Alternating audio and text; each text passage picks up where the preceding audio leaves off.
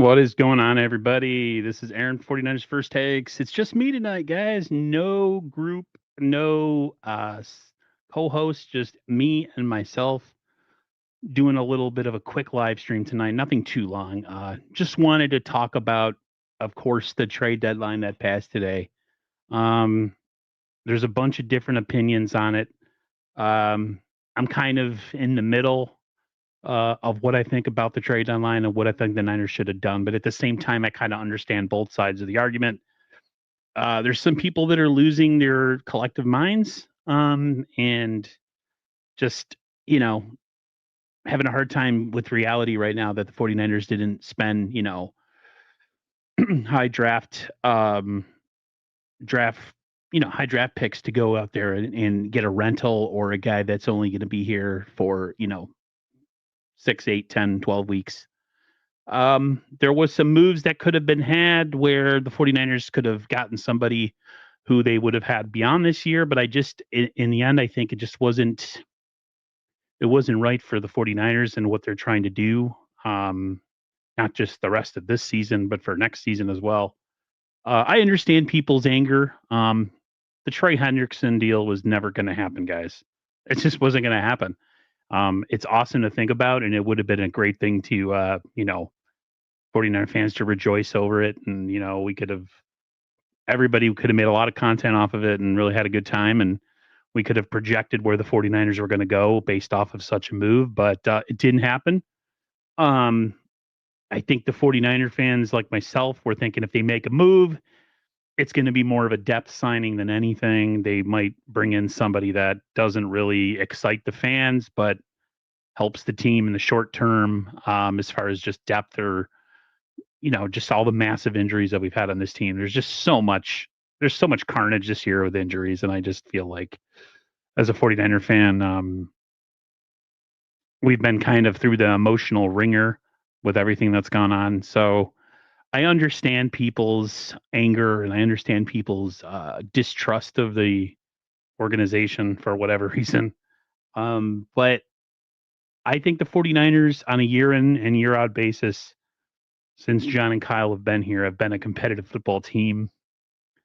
And I think that John has done a lot, even at the trade deadline, to bring players in.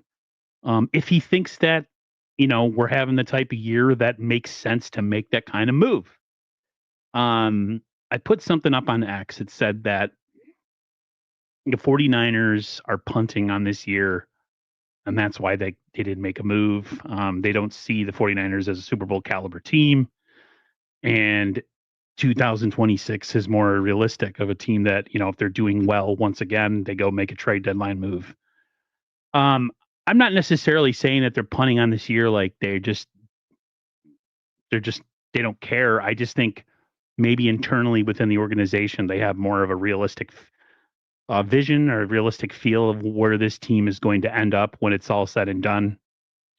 Um, you know, uh, Trent Williams said it best after the game when we lost. Mike Cal Williams, he said the 49ers, eventually, if the injuries continue, it might be what they say, the straw that breaks the camel's back. He said it, and he knows exactly what we know, that we can't really sustain any more real serious injuries. And what I'm talking about is guys like himself, Christian McCaffrey, Kittle long term, hell, quarterback. I mean, what if Mac Jones goes down and Purdy's not ready?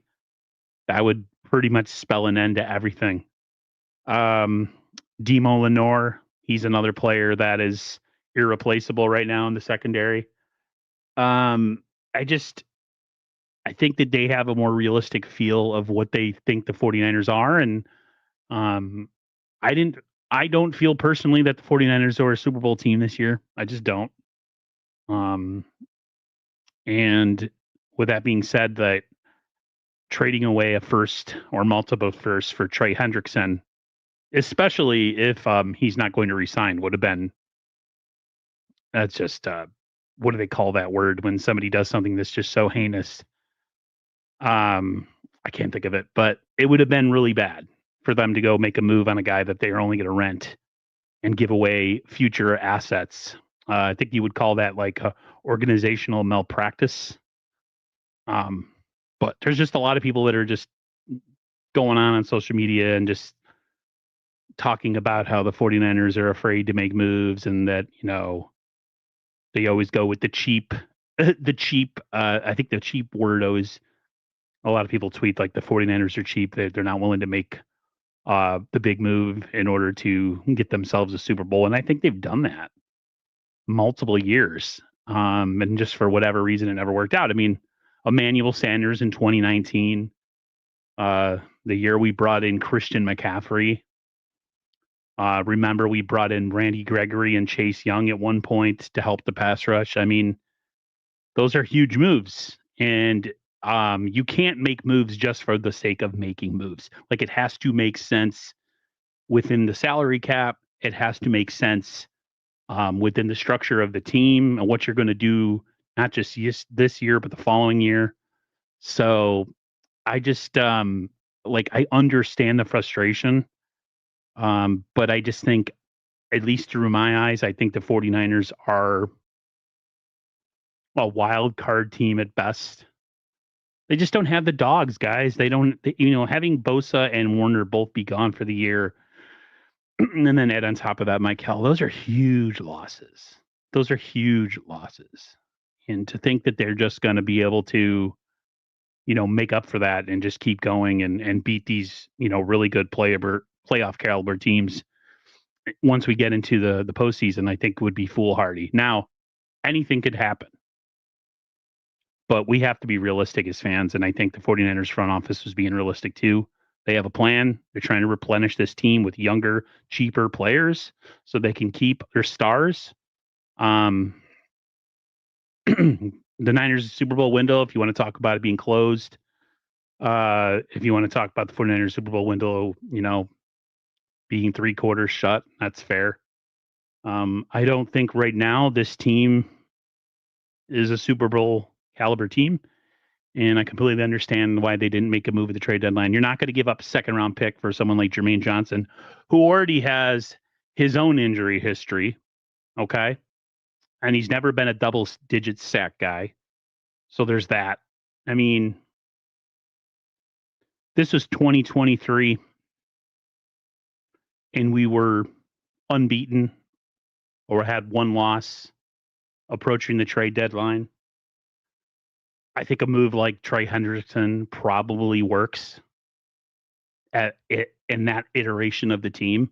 And I think John would have done something like that.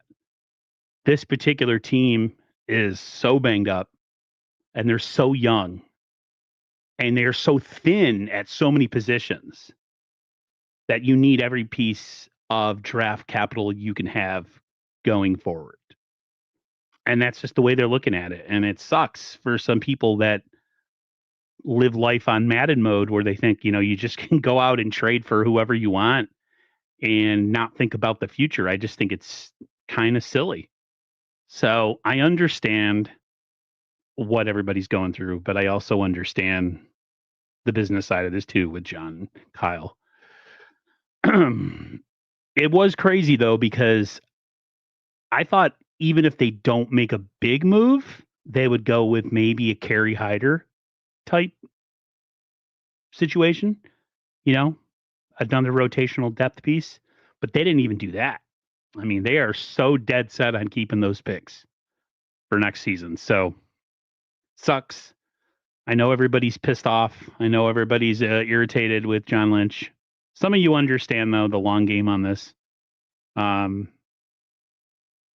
Trying to think of some other players that were available at the deadline. That I know Bradley Chubb was another name that some people were thinking.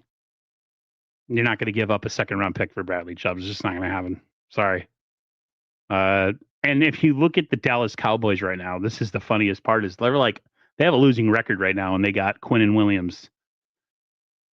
Is that going to do anything for them going down the stretch? Like, are they one player away from being a Super Bowl caliber team? I feel like if you make a move at the deadline, it is the move that puts you over the top or gives you more insurance to get over the top. I don't believe you make moves for the sake of making moves. And some people believe that. That's why you're not a GM in the National Football League. So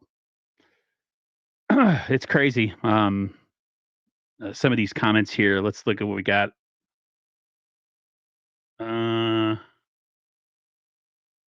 Every player is an all-star, but are they ready to shine? I mean, everybody can be a star on the 49ers, but we know who the top dogs on this team are. We know Christian McCaffrey is irreplaceable. I mean, if something happens to him, you might as well shut it down for the season. We got to put him on ice. I feel like we saw a little bit of what I think a lot of 49er fans want on Sunday with Brian Robinson coming in and kind of alternating with him. I thought that was great. I thought the combination of the both of them was awesome. Especially that touchdown near the goal line where he just completely ran through that guy's face. You know what I mean? Give that to Brian Robinson. Let him run through a defender's face. Save Christian McCaffrey for receptions and catches and all that stuff. Let Brian Robinson do, the bang up stuff in the inside. It was a great combination. It was awesome. I enjoyed it very much. I saw something from my guy Sterling Bennett that I thought was interesting, and I'll be on Friday with him and Dre, Cover 3 podcast. He essentially said that the return of all these players from injuries that are coming back, including Yetur Gross-Matos, which is a whole other discussion for a different day. He believes that that's their trade deadline. You know what I mean? If we get back a Ricky Parasol, if we get back a Brandon Ayuk, if we get back Brock Purdy, which is a whole other discussion, that's essentially our trade deadline. He's not wrong. I mean, we haven't seen these guys all season. So, and we've been winning without these guys all season. So, getting those guys back between now maybe and the week, what is it, week 12, the bye week? Getting those guys back between now and week 12 would be awesome. And then, I mean, based on what we saw on Sunday with the Giants, it looks like the Niners are going to have to score a lot of points this year. Not only is the defense young, but it's damaged. It's hurt. Everybody's hurt. So I'm starting to, when I watch games now, be less angry with the defense when you just realize that there's so many guys missing. Like, it is what it is. They're doing the best they can. I feel like Robert Saleh is doing the best that he can with what he has, and he's done a pretty good job. I see some of the comments about Brock. I just literally watched this clip of Larry Krueger talking about how they would go about the whole situation with Brock Purdy. I think I have a clip here. I'm going to play it for you guys. Give me one second here. It's from the guys 95.7 The Game. I think it was from today. It's the morning roast with they're having Brian Baldinger on, and he was talking about what you would do with the situation with Brock Purdy. So let me bring that up real quick for you guys, and we'll play it. Give me 1 second. I wasn't prepared to bring anything up on screen. So give me a second, and we'll bring this up.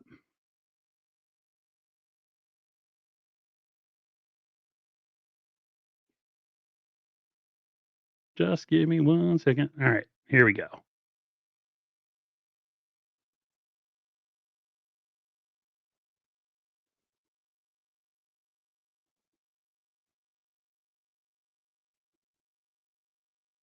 What do you do at quarterback here? I feel like Mac's playing really well. I understand what Purdy has done in years past. I don't know, man. I think they're in a really tricky spot here with the Brock, Mac Jones things. What would you do if they tapped you on the shoulder, Brian, and they said, what do we do at quarterback? I'll probably say exactly what I said the last 2 weeks, when answering this question, Joe. Mac is playing well enough and winning games right now that I don't know that you can risk making the change right now. I mean, every one of these games is going to be huge. You got 2 division games in a row coming up. And I don't know what kind of rust Brock is going to have coming back. And are you going to lose a game trying to shake the rust off of Brock, providing there is rust? Maybe he just comes out and he's razor sharp, but most guys that miss severe amount of time don't come back in the same condition as when they left. And so it's a tricky situation. But I mean, Kyle has been around quarterbacks and quarterback changes his whole life. He's going to know, I think, in practice if he's ready to go or not. I think he'll put him through types of practices where if he sees something that doesn't look right, the timing isn't right, the footwork isn't right, favoring the foot in any way, like I think he's just going to stay with Mac until he's absolutely sure and certain. And even then, you don't know until you get out there and play. Yeah, I mean, oh God, what did I just do, guys? Oh Lordy! All right, there we go. Yeah, I mean, my whole thing with Brock Purdy is not putting him out there then until he's absolutely ready, right? And we don't know when that's going to be. We have no clue when that's going to be.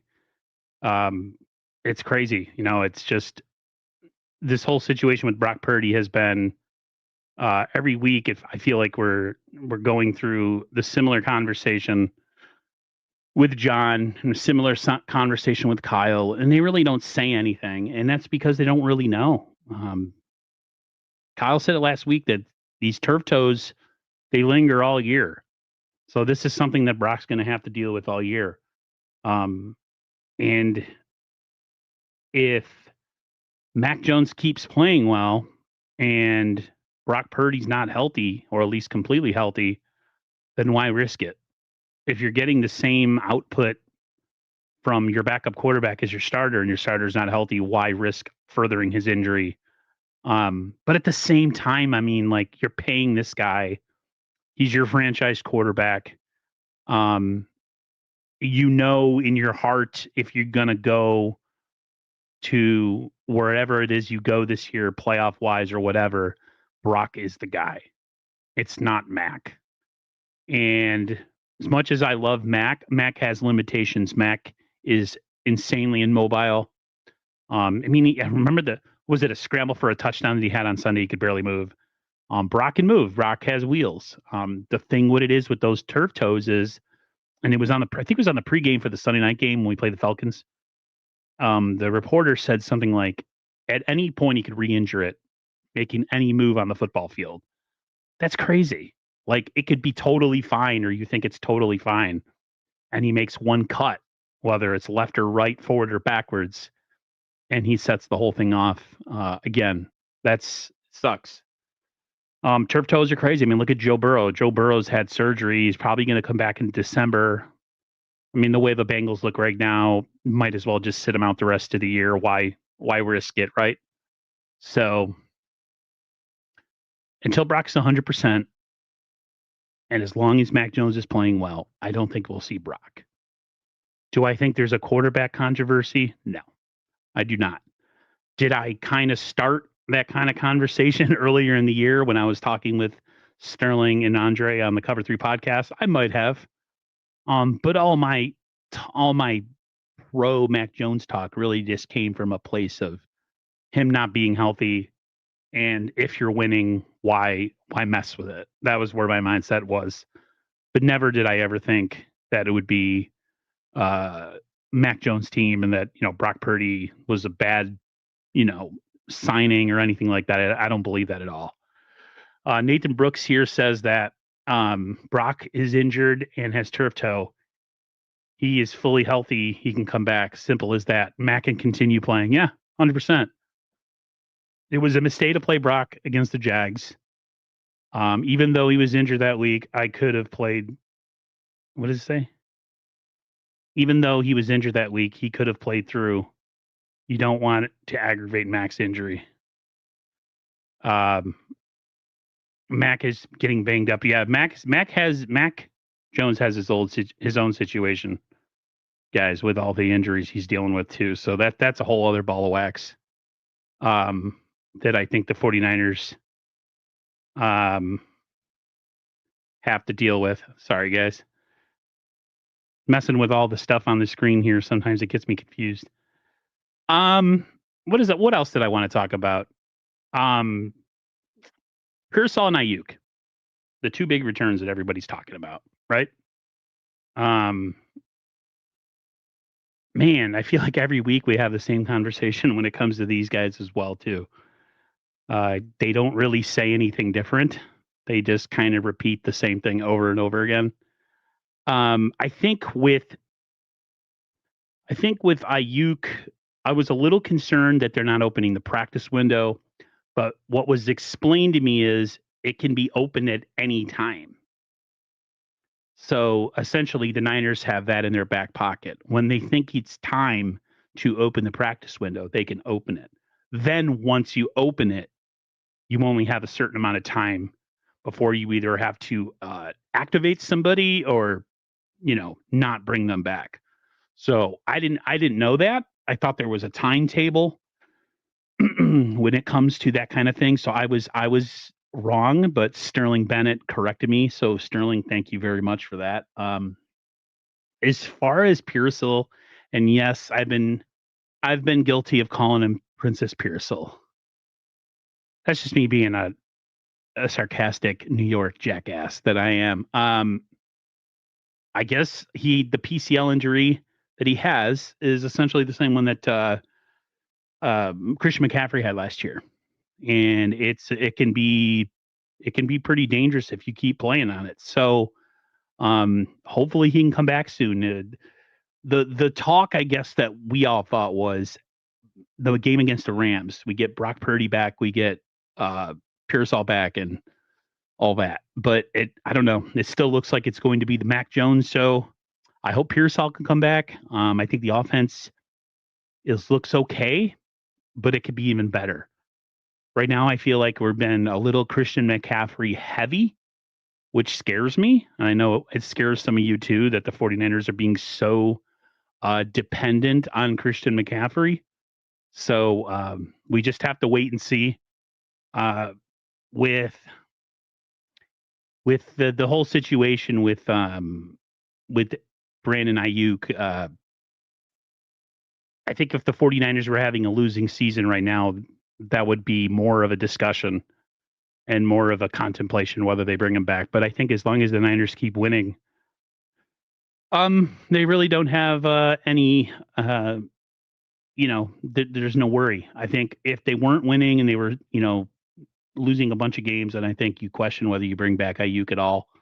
But if they keep winning and they get themselves in the dance, then maybe we do see him. What do I think of this season? I think this season has been, I don't even know what to say, man. Like emotionally, it's been an emotional roller coaster for me as a fan because I'm really critical of the injury situation. You guys know this. If you follow me on X, I have a major issue with the 49ers and their injury and how they handle injuries. I realize that some injuries, and let me say this, some injuries you can't help. Fred Warner, you can't. The Bosa and the Michael Williams injuries, to a certain extent, you can't help those either. But it's all the soft tissue injuries that are consistent with this team. It's the having guys practice, be okay, then get re-injured. It's the improper diagnosing. There's just so much other stuff that has happened over the course of the time that John and Kyle have been here. And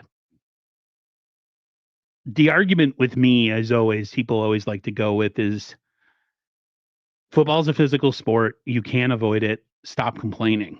And to me, I'm not complaining. I'm simply stating that compared to the rest of the league, this team and the amount of injuries that they deal with on a consistent year in, year out basis is such a albatross compared to the rest of the National Football League.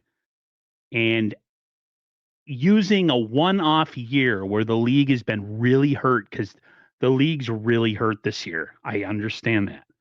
But the 49ers are always hurt all the time. My biggest issue is when people tell me, wait till next year. Wait till next year. These guys will come back, we'll be healthy, and then we'll make a run for it. And I'm thinking to myself, well, what if this happens again next year? What if this continues to happen? Then what? I feel as an organization at the end of the season, they need to take a look at things again, top to bottom. I feel I'm the type of guy that if there's a problem, say it's cancer or disease, you use every tool necessary to try to figure out what it is that is going on and to try to fix something, right? I know it's a bad comparison. I'm sorry. But what I'm saying is, like, if something is going on with you health-wise, do you just sit on your hands and say, well, that's the best I can do? Everybody gets sick. Everybody gets hurt or has diseases. So I'm just going to quit and not try to fight this. No, of course not. Everybody's going to try to fight it to the best of their ability. So I think the 49ers would do good by themselves to definitely take a look at things at the end of the season. I really do. And my thing is, why shame somebody for having that opinion? This whole, like, you shame somebody's fanhood because they think that the team has injury issues across the board every single year.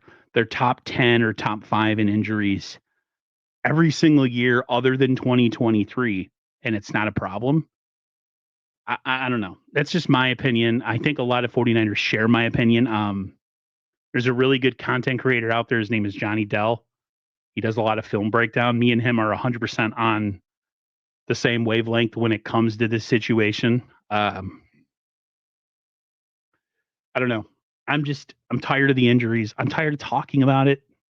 I'm tired of it being an excuse every season. Like, man, if we would have been healthy, maybe we could have done this. Or, man, if they could have just, Bosa and Fred Warner could have been healthy, man, we could have won that game in the playoffs or whatever. It's just like, I'm sick of it. I'm sick of it. I know there's some injuries that you can't help. I know there's some injuries that you just can't avoid. I get that. But when it comes to all the other stuff, it gets ridiculous. Oh man, what is going on, my man? So a blast from the past, my friend Sean from the old days, the old neighborhood. What is going on, King? Bream, nice to see you, man. I appreciate you coming through here. It is every year, every single year, the 49ers have this situation. And I don't think Sean's a 49ers fan. He might be. I know his brother Brandon is, which goes way back too. It's every year, bro. What's good? What's going on, man? I appreciate you coming through. Appreciate the support. I don't usually do the solo thing here, so I appreciate you coming through. That made my day. I appreciate that. In other words, what difference has it made this year as years go by? What do you mean? What makes a difference? Or what difference? Well, I'm trying to figure out what you mean by that one. Bills beat the Chiefs. I bet the Bills were so loud. I don't know. But yeah, like, I don't know, man. In terms of injuries, I just think it's every single season. It's every season we're talking about the same situation. Every single season. It's always the talk of how we could have done or what levels we could have achieved if we would have been healthy. I'm just sick of talking about it. I made this point to people. I'm almost 46. Okay. So I've been a football fan probably 1990, 1989, 1990. So I'm going back about 36 years. When I was growing up, my brother even asked me this the other day. He goes, do you remember the league ever having this many injuries? And I was like, no. And I think it's crazy how people use the athletes are bigger, stronger, faster. The league is way more talented. The players are way more talented. You know, when you try to, like, dog people who are my age, who like sports, like Michael Jordan or players from the past, the young bucks always like to shame you and say, like, oh, those dudes were slow. Those dudes were, plumbers and, construction workers, and they were bums and stuff. And it's like, okay, fair enough. Athletes nowadays are bigger, stronger, faster. They're more athletic. I mean, they look amazing. But back in the day, without all the advancements in medicine, without all the knowledge that we have now about the human body and recovery, the injuries were never like this. They were never like this. And we're supposedly in the age of, advanced science, and we have all this information at our fingertips on our cell phone, on our computer, on our tablets. And these guys are hurt more than ever, every single year, no matter what. I don't understand it. When I watched football in the 90s and early 2000s, I never talked about injuries. We never talked about it. There was never a conversation about that. If you guys can think back 20 years, 20 years, 25 years, do you remember ever talking about injuries in sports? Ever? Especially about the Niners? Ever? Do you ever talk about it back then? We never talked about it. That's all I'm saying. I know you guys saw the thing about Michael Jordan about load management. I grew up with a bunch of guys who I was friends with who weren't Jordan fans, right?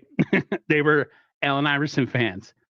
But the one thing we could agree on from that era, regardless if I was a Jordan fan and they were an Iverson fan, is that the players back then played all the time with no rest. And they were never hurt. What happened? I don't get it.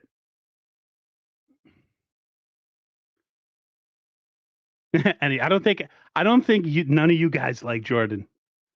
I'm pretty sure no one liked Jordan back then. It was literally me, maybe my friend Micah growing up. I had a friend named Jeff. King Preem knows who I'm talking about. We were all Jordan guys. Everybody else was an Iverson guy because he was cool. The famous crossover where he took Jordan to school, broke his ankles. I could never live that down for the rest of my life, but that's all right. But even that being said, Iverson, if he was 6'6", would have been one of the greatest. I mean, he's still probably one of the greatest players of all time that's ever played in the league. He just was a lot smaller than Jordan. But the point I'm trying to make is that these guys that lived and played back then, they never were hurt. And we never talked about it. Jerry Rice got hurt one time in his career. Remember the famous face mask? He gets pulled down by Warren Sapp, tears his knee up, comes back, breaks his kneecap again in an attempt to come back. Montana had a lot of injury issues, so that's kind of an albatross. But like for the most part, I don't know, guys. I don't get the league now. Aaron is a Joe Montana fan? Absolutely. Absolutely. Joe's my GOAT, guys. Joe is my GOAT. Joe Montana is my GOAT. I know Brady is the GOAT. He's got 7 chips.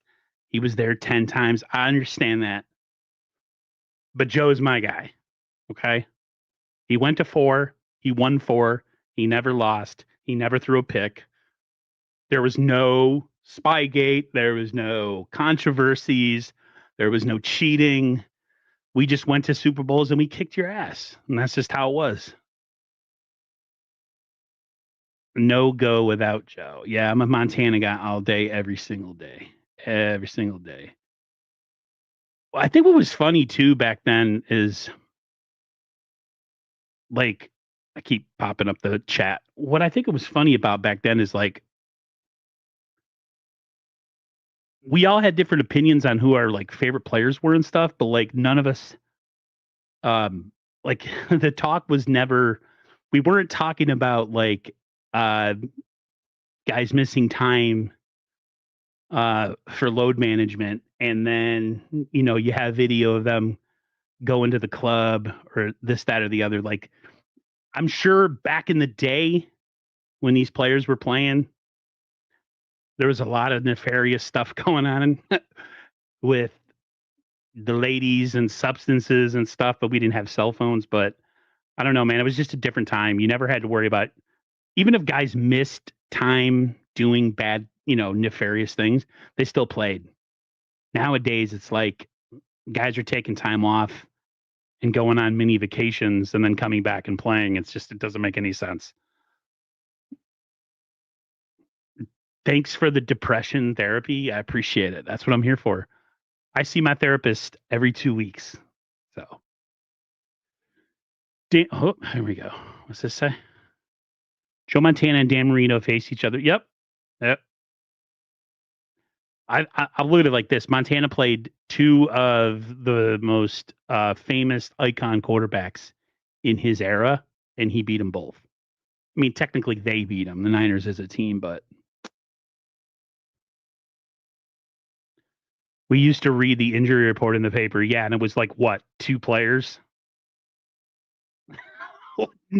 Like, the Niners need to take out a spread like this long in order to have an injury report in the freaking paper. It's ridiculous. Do yourself a favor. Go on social media on Friday or Thursday. I don't know if it's Jennifer Lee Chan or who, but they like to release the injury report. Screenshot that thing or take a picture of it. Send it to me in my DMs on X. It's literally like 3/4 of a page of injuries. It's unbelievable. Back in the day, in the 80s and 90s, were way better, in my opinion. Sports, yeah, I believe so. It's funny. I got a nephew who's 30, so he's a LeBron guy. I'm not saying LeBron's bad either. Okay, when I say LeBron guy, I mean he's one of those guys. He never watched Jordan, but he has an argument against him not being the GOAT, which I think is always crazy. Like, you didn't watch somebody, but you're going to get into an argument about who's better. Kind of weird, right? Like, you don't have any fact. You're going based on YouTube videos or TikToks, and you're going to say someone wasn't better than the other guy. I just think it's crazy. What's up, Terradome? Doing the solo thing tonight, man. I haven't done a solo stream in a long time, so I'm just yapping, talking about stupid stuff. Just talking about the injuries, man, and back in the day, it just didn't seem like guys were hurt ever. Like, I never remember injury reports. So, to touch on the game on Sunday, the way the game started against the Giants, I thought the Niners were going to get. I thought the Niners were going to get boat raced. I'll be honest with you, just how bad. I mean, the defense offered absolutely no resistance on that opening drive. But they settled down. They started tackling, which is what you got to do. If you're going to play off and you're going to allow stuff to play in front of you, you got to come up and tackle. They did that for the most part. Still think they had an issue bringing down the quarterback. You know how the Niners are with scrambling quarterbacks. It doesn't mean if Bosa's playing or not playing. They still have a problem with it. But just offensively, I mean, they just were moving the ball really well. Christian McCaffrey, I know a lot of people who I don't like very much, who are part of a certain quote unquote clique, really were crapping on McCaffrey during training camp, saying he looked slow and he looked old. He had no fifth gear, whatever you want to call it.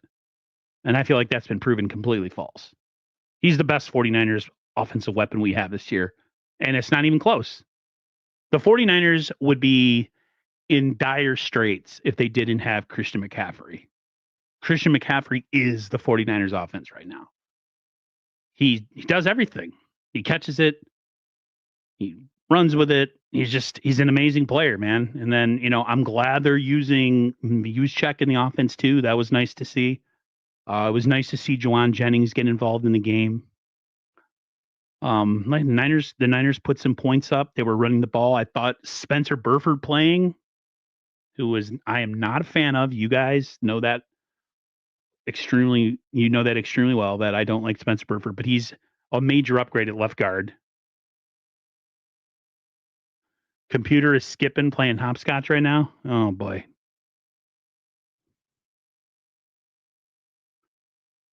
How does am I glitching, guys? Let me know.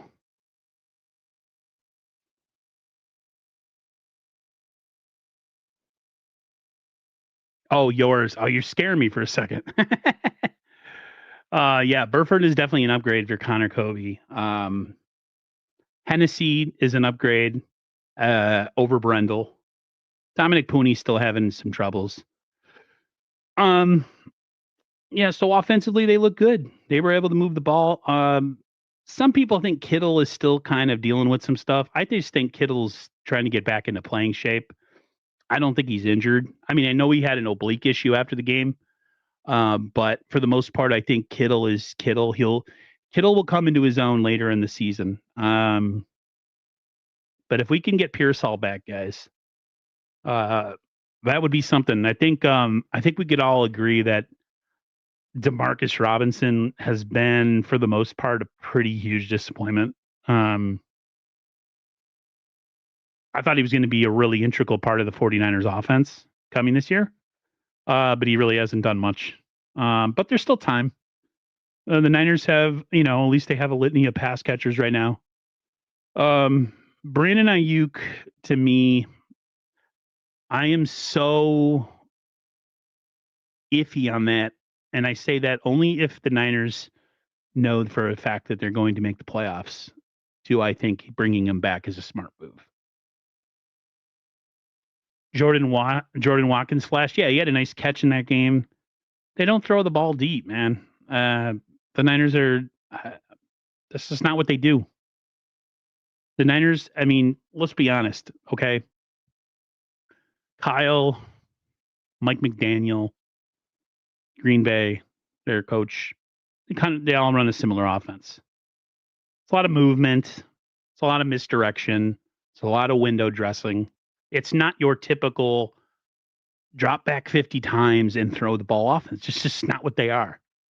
It's all about mismatches, trying to get people open, trying to manipulate coverage so guys can get open. That's what that offense is. And so I think with that, that's why we see what we see. We just don't see a lot of the, stepping back and throwing it 50 yards downfield. Watkins is a speed guy. I would love for them to take more shots, but that's just not what the 49ers do on offense.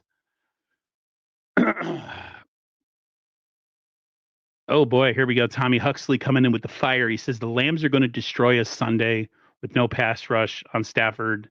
That recipe for the. I totally agree. I don't have a ton of hope, Tommy, for Sunday. I'm not going to say. I think the 49ers lose Sunday, guys. I'll tell you this now. It's Tuesday. I think the 49ers lose on Sunday. I just don't think they have enough defensively. Now, could be wrong. Could play ball control.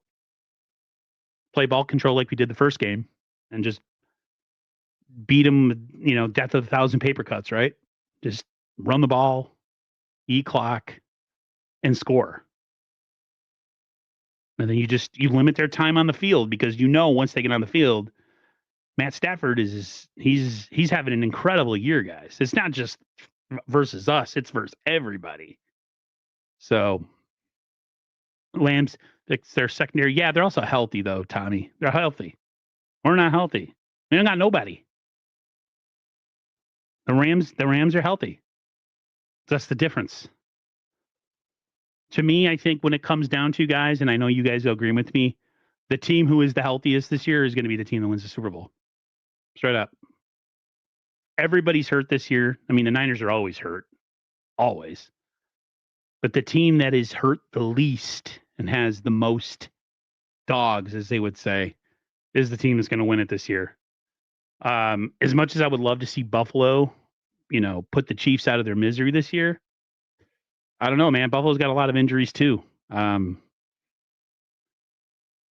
Mike Hell going on IR will free up a spot to poach Kamara, Kamara, Antoine Powell, Ryland, Solomon Bird. Serious potential there. Yeah, we'll see. We'll see if the Niners poach any practice squad guys off. King Preem says, so true. Being healthy is what matters most. Yeah, that's who's going to be in the Super Bowl this year. It's going to be the two teams that are, the Niners got 3 guys on IR. They have 12. They have like 12 or 15 players hurt.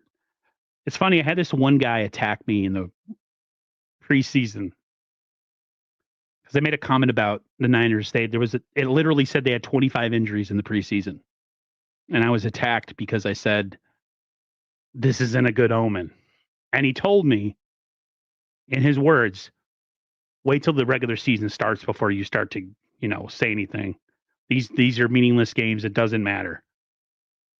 Every single week I have challenged that conversation out loud on social media, and I've gotten no kickback until this week. And it was, everybody's hurt. The Niners aren't special. Should every team fire their strength and conditioning coach? This just the ignorance to deny that there's something going on with the 49ers is just ridiculous. Taj Beats says Frick's the front office. Embarrassing.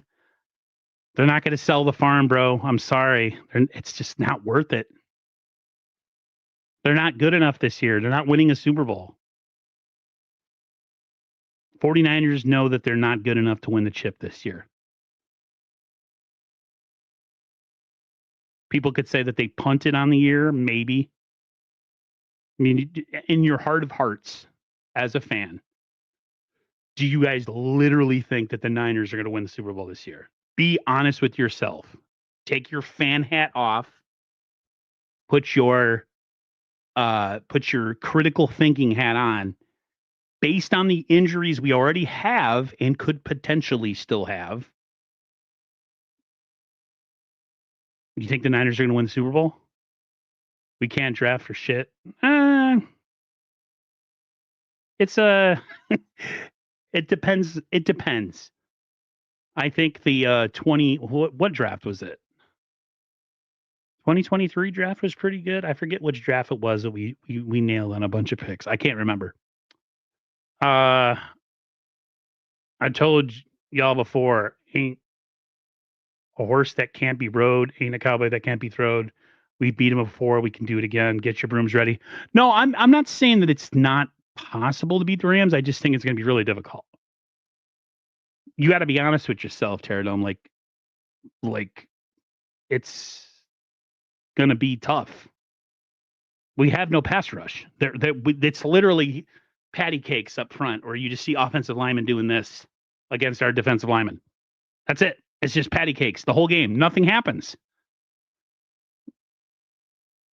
They're not forcing turnovers because they don't get in anybody's face. So we'll see. They did get to Jackson Dart, but he could scramble. If they can replicate that a little bit, maybe we have a chance to get some sacks. The Niners are going to need to score. No cutesy wootsy stuff. Like, just play your best ball, do the stuff you do best, run the ball, eat clock, and score. And then if they still beat you, whatever. But at least you're giving yourself a better chance. Patty cakes, man. That's all the Niners defensive linemen do. Nobody gets any pass rush. This is all you see. Ridiculous. Is Bryce Huff healthy? Apparently he's coming back. But Terradome, we know the 49ers when they say someone's coming back. You know how that changes with Kyle and John with the injuries. Nothing is ever what it seems. They'll say, we never said that. I don't know anymore, man, with the injuries sometimes. I really don't. They go and they have a 6-minute interview on KNBR or 95.7 The Game, and they say nothing. They don't say anything. It's all coach speak or GM speak, like corporate talk where like they say the right thing. They don't want to incriminate themselves. I don't even listen to any of that stuff because every time like someone like Raj or other content creators will post what was said in the interview, and it's literally nothing. So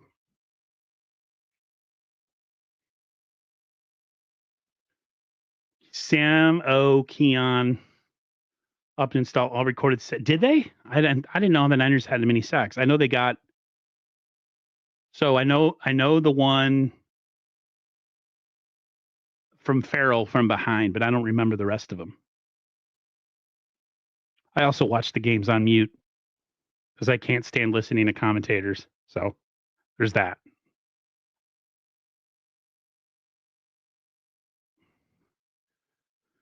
William Roberts says, I hope John and Kyle understand how we need to have a great O-line, D-line in the upcoming draft. I think the 49ers would be fools to not give a look at upgrading the offensive line next year draft. But I'm going to say this.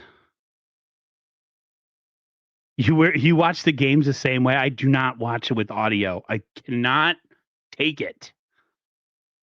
I don't like it. I don't like listening to the commentators. They piss me off too much. Especially when they're the bad ones. They're like the fourth crew. You know what I mean? They're like if okay, I'll listen to Greg Olson. And I'll listen to sometimes if Troy Aikman is on, but for the most part, I mute it all. I can't listen to these guys.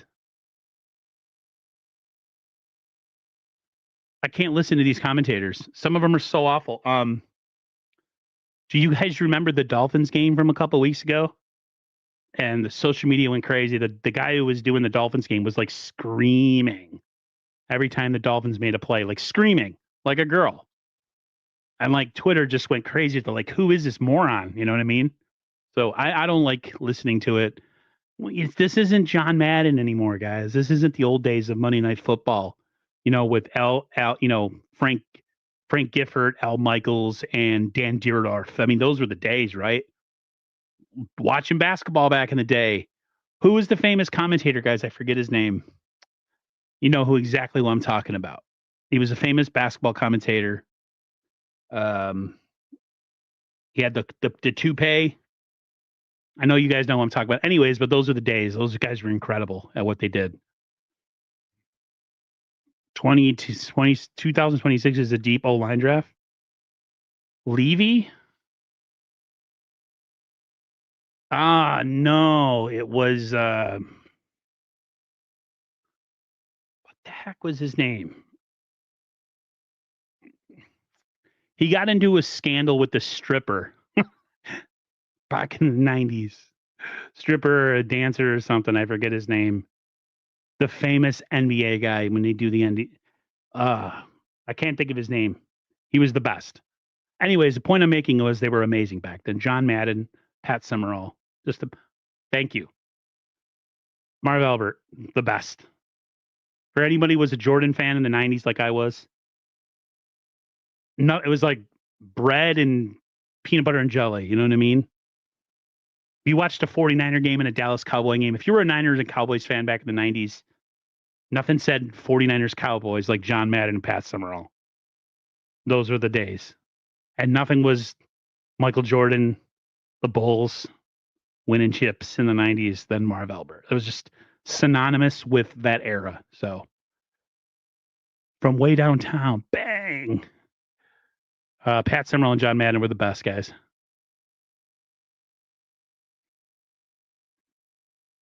Tej Beats is not having any of this. He says, we never win a Super Bowl with this front office. Laugh my ass off. Yeah, weird ass fans got so much invested into Lynch and Kyle. And they've been choking for years, and y'all think this year's draft will. I didn't say that this year's draft was going to get us there. I'm just not going to give away second round picks for Jermaine Johnson when he's never really done anything of any substantial in the National Football League, and he's coming off a serious Achilles injury. Like, what are we doing? So if he gets hurt, the same fans are going to be complaining that we use a second round pick on a guy that gets hurt and doesn't have any numbers. Hendrickson is the only move you make, but you only make that move if you believe beyond the shadow of a doubt that he is the piece that puts you over the top. If the Niners were healthy this season, they were 8-0, okay? 10-0, 9-0. Hendrickson comes up and you don't have any glaring needs going into next year's draft, which we do, you totally make that move. There's too many holes on this team. I'm sorry. You have too many holes that you need to fill in next year's draft. That would be stupid if you gave up a second-round pick for a guy like Jermaine Johnson or a third-round pick for a guy like Bradley Chubb. I'm sorry. No, you don't make moves to make moves. You make moves that are good for the present, and you make moves that are for the future. That's it. That's how it works. That's just me, though.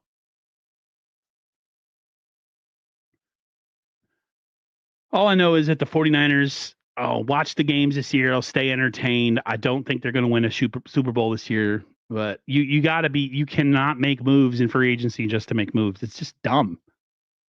It's dumb.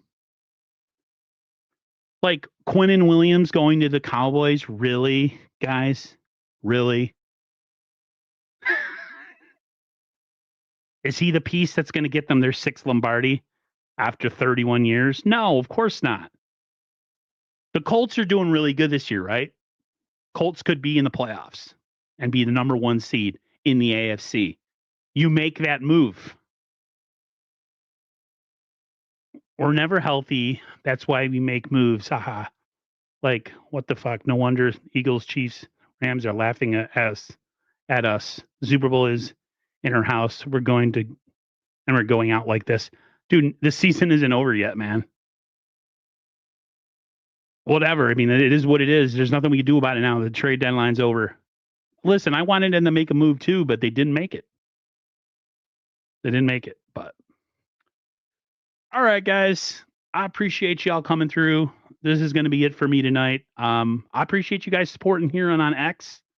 We had a pretty decent turnout considering how nobody ever watches the channel anymore during live streams. So I appreciate it. I will be back.